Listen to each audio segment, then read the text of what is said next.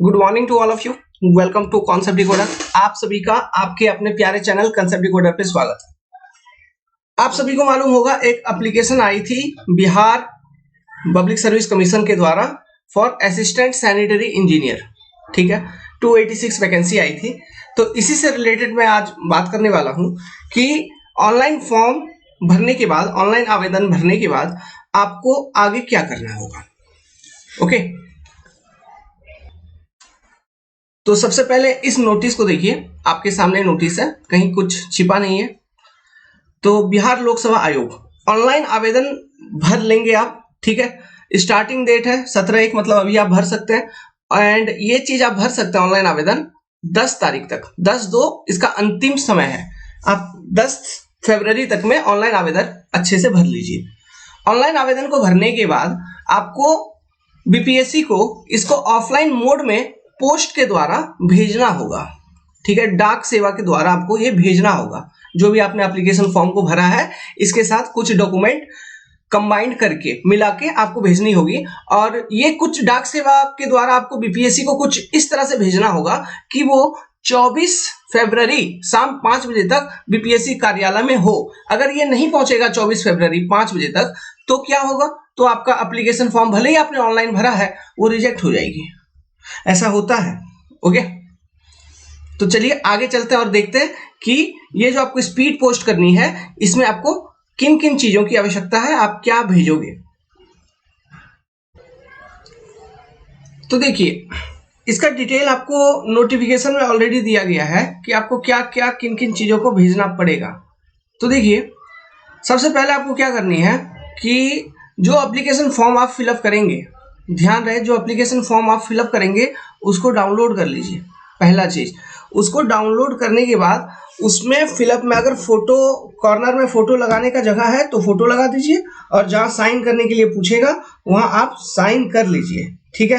तो इस चीज को करने के बाद ये चीज आपको भेजना है। यहाँ पे एड्रेस दिया हुआ है, देखिए, संयुक्त सचिव सह परीक्षा नियंत्रक बिहार लोक सेवा आयोग 15 नेहरू पथ, बेली रोड, पटना 800001 को अवश्य प्राप्त हो जाए। This is your address. इस एड्रेस पे आपको ये 2 करके भेजना है, ठीक है। फ्रॉम में आप अपना एड्रेस देंगे।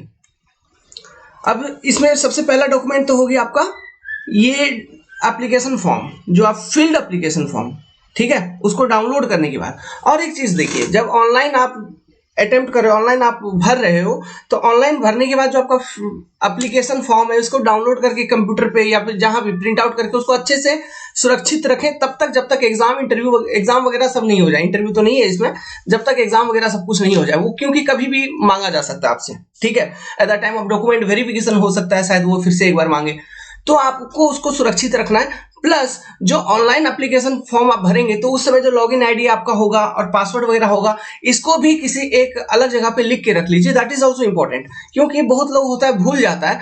तो उसके बाद होता ये है कि अभी बीपीएससी को उतना टाइम नहीं कि वो लॉगिन आईडी पासवर्ड ये रीजनरेट करवा पाए, ये वो दिस दैट, तो उसमें फिर हंगामा खड़ा ना हो, इसलिए आप अपना लॉगिन आईडी पासवर्ड को अच्छे से सेव करके रखिएगा, ठीक है।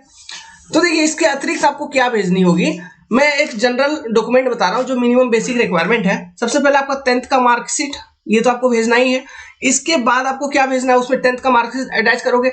इसके बाद क्या करना है, जो भी आपका एजुकेशन रहा है, जो भी आपका एजुकेशन रहा है, चाहे आप एमएससी किए हो, बीएससी किए हो, जो भी आपका एजुकेशन आपने किया ग्रेजुएशन लेवल पे, जो यहाँ पे विज्ञापन में डिमांड किया है, जैसे केमिस्ट्री ऑनर्स तो ऑनर्स का सर्टिफिकेट, समझ गए। जैसे बीटेक अगर किया, बीटेक सिविल, तो बीटेक का सर्टिफिकेट, मतलब मार्कशीट के साथ आपका फाइनल डिग्री सर्टिफिकेट, मार्कशीट के साथ आप डिग्री सर्टिफिकेट का जेरॉक्स करिए, उस पर साइन कर लीजिए, अटेस्ट कर लीजिए, ठीक है। आप साइन पीछे भी कर सकते हैं, जेरॉक्स करने के बाद साइन पीछे कर लीजिए, कोई दिक्कत नहीं है।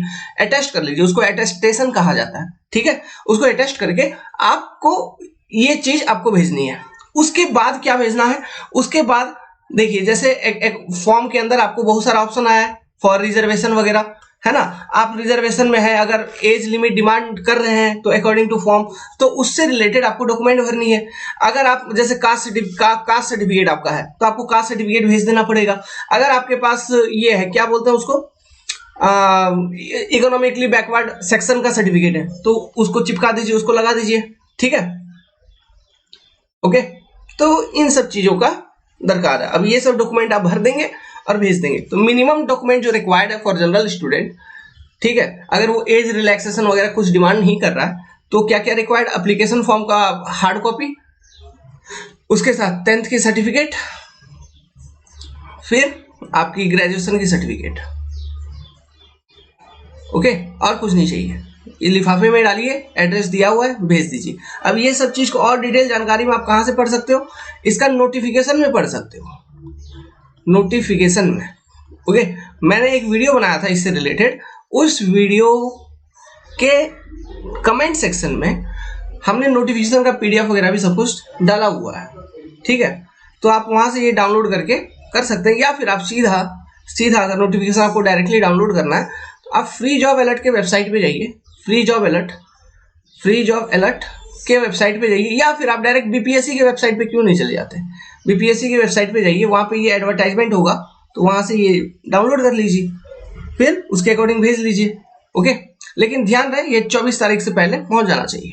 Okay, so good luck, have a nice day, take care. इस एग्जाम से रिलेटेड और कोई जानकारी अगर आपको चाहिए कि इस सब्जेक्ट को कहाँ से टैकल करें, कैसे पढ़ें, then you can contact me. You can download my concept decoder Android application, जहाँ पे मैंने इन्वायरमेंट इंजीनियरिंग फॉर यूपीएससी पढ़ा है for civil engineers. Okay, good luck, have a nice day, take care.